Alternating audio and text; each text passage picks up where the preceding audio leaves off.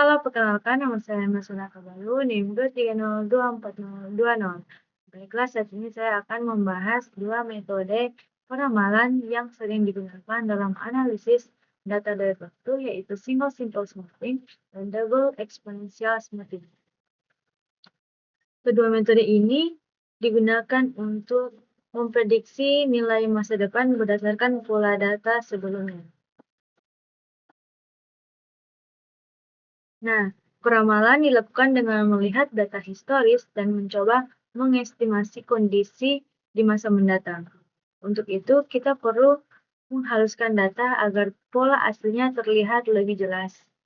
Metode smoothing membantu kita mengurangi fluktuasi jangka pendek yang tidak penting. Di materi ini, kita akan fokus pada dua metode smoothing, yaitu single dan double exponential smoothing. Nah, apa itu single exponential smoothing? Single exponential smoothing adalah metode peramalan yang digunakan untuk data yang tidak memiliki tren atau perubahan pola yang signifikan.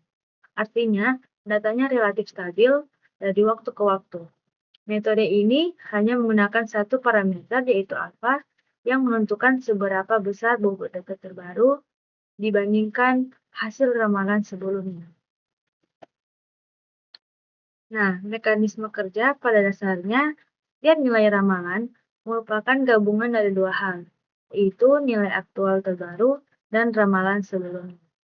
Jika nilai alfa besar, maka data terbaru akan lebih mempengaruhi hasil ramalan.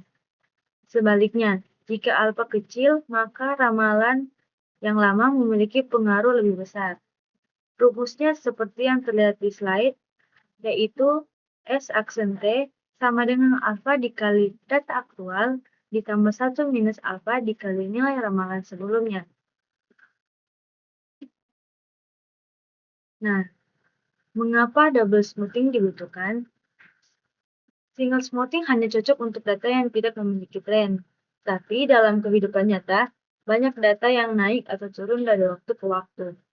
Jika kita memakai single smoothing pada data yang sedang tren, hasilnya akan lambat merespon perubahan. Karena itu kita memakai double exponential smoothing yang terdiri dari dua tahap smoothing sekaligus. Ada dua lapisan penghalusan. Double smoothing melakukan dua penghalusan. Penghalusan pertama yaitu atau S aksen T berfungsi menghaluskan data mentah.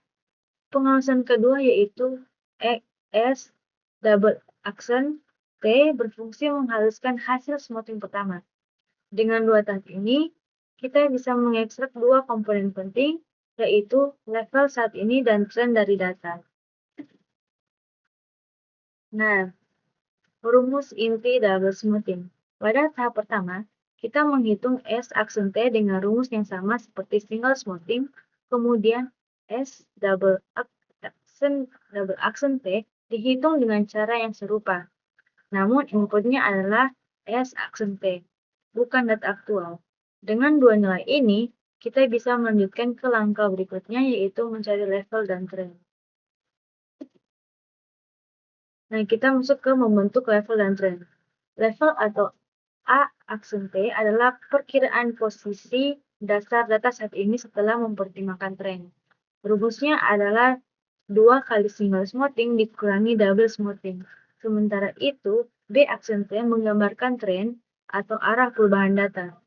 Jika B aksen T positif artinya data cenderung naik. Jika negatif artinya data menurun. Nilai ini sangat penting dalam proses peramalan. Kita masuk ke membuat ramalan. Setelah kita mendapatkan level dan tren, barulah kita bisa memprediksi nilai ke depan. Formula peramalan M periode di masa depan adalah level ditambah tren dikali jumlah periode yang ingin diramalkan. Dengan demikian, metode ini dapat mengikuti pola data yang berubah dari waktu ke waktu.